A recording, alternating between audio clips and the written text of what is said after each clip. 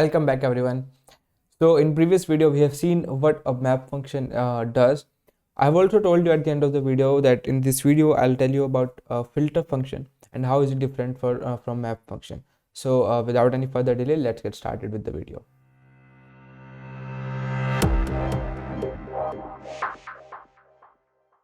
Great. So I'll again give you it. I'll show you it by example only. I'll not straight away go for the filter function. Let's take an example first. This is I have a list of my pressure. There are numerous amount of pressures. Randomly I have written down this pressures list. Now what I know is that my formation pressure is 3500 psi somewhere at some depth, right? So what I want to do is I want to filter out only those values of pressures which are less than my formation pressure. So means I just need to filter out only those values which are less than 3500 psi. Right. So again, there are multiple methods. I'll tell you all the methods once again, one by one. If I want to go for loop method, I want to create a list basically of all these elements which are less than 3500. So I'll have to create a empty list first.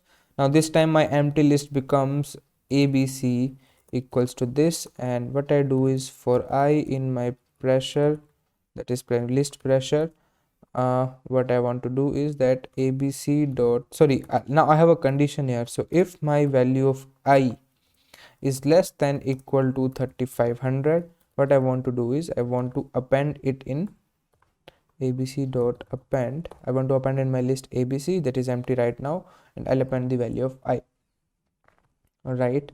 So now just if you now print ABC now, okay, I haven't executed the cell again. Now I'll go for it. You see, so it have filtered all the value less than 3500. You can see all the values are less than 3500. Even if I add my 3500 here, it will include it in here because I have included the equal to sign here. Great. Now same I can do this with the help of what we say function.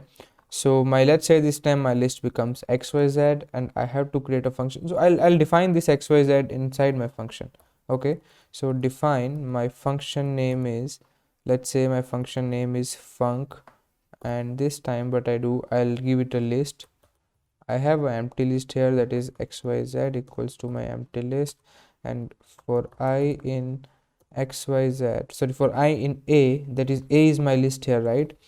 For I in a, what I want to do is if my I value is less than equal to 3500, what I want to do is I will append the value. If this condition is true, I will append this value of I in my xyz. So xyz dot append just I there, and exit the if statement block, exit the for loop. Now you are inside your function func.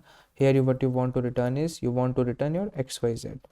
So this is how I have defined a function. And after that, if I want to go for yes, I'll have to call this function, right? So I'll call my function func, and inside this I have to give this list. So my list is nothing but pressure. You see if this is working or not. Great, this is working. So I have written down the code for you. I'll not explain it again because I have explained it numerous times till now. I'll go on to the third method, which is again by list comprehension method. So by list comprehension method, let's say my JKL is my list name and empty list. What I want to input is value of I. For I in pressure list, if value of my I is less than equal to 3500. This is how you write the syntax for a list comprehension with if statement, right? So now if I print my JKL, you'll see that I'll get the exact same results. Great. Now let's move on to filter function, how to do the same thing with the filter function. So syntax for filter function is basically same as of map function. You write filter and then write the function name first, and then you write the iterable. So this basically means is that you want this function, whatever you have defined here, this function, you want it to be applicable at all the elements of iterable whatever you have given here. So if I go for, let's say my function, first of all I need to define a function, right? So this time my function name is func2, and what it takes is it takes any value that is a. Now this a is value here, any value. What it returns is me return a.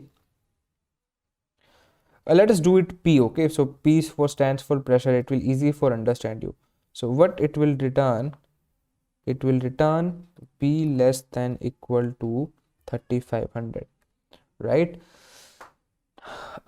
Be aware of one thing here. It will not return, it is not returning me the value of p which is less than equal to 3500. It is returning me this logical operator. So this whole logical operator, what it means is, it means it will return the value of only boolean, that is true or false. So if I enter any value p, what it does, it will check that if this condition is true or false, and it will return that result, the true or false. So let me give you an example. Func2, if I give, let's say my pressure I give 500, it will return me, it should return me false. Okay, if it is returning me a true value, why? Func2,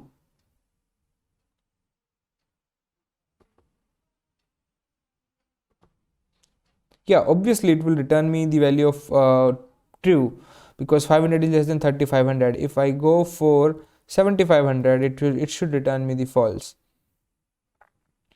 right? So this function is functioning correctly. Now if even if you have a question that you want to create a function that returns the value of p if this value is true, so you can simply do it like that, that if this value is true, what I want to return is return the value of p, then it will return me the value of p. Great. So I'll change it to my previous function name again, return p less than 3500, right? Now let's do, sorry, return, okay, I have colon. Now what we first I'll see that if this function is applicable for a map function or not. I'll just want to give you example if this is working, if map function is working here or not. So I'll have to create a list for a map function because it gives me object type. So I'll write map. Now here what you write is your function name. So my function name is nothing but func2, right? Again, you don't have to call the function name, simply write the function name. Then after the comma, what you will write is, you will write your iterable which you want to operate this function on. So my iterable is nothing but pressure, right? I have the list of pressure I've shown you before starting of the video.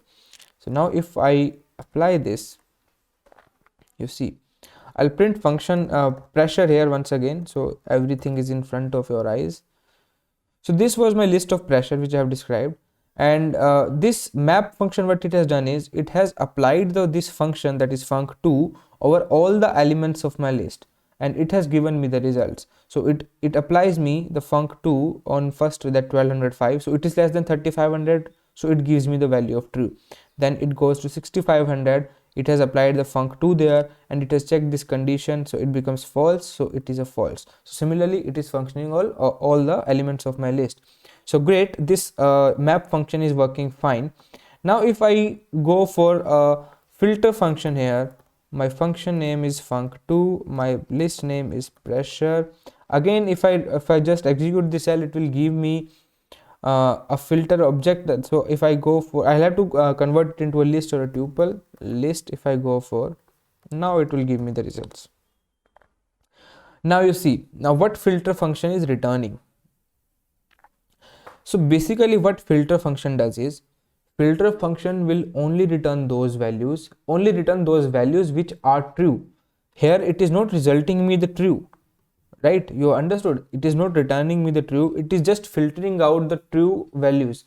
So if what it does in filter function, it checks the true and false itself inside this filter function, and it is printing for which values of those p it is a true condition. So that is why it is giving me this list. So this is how a filter function was. I'll again write it down here, that it will filter down those values which are true for my function. So I created a function like this which will return me true or false. So it just checked all the values for which this function is giving me true, and it has just filtered out those values which are true. This is how a filter function works.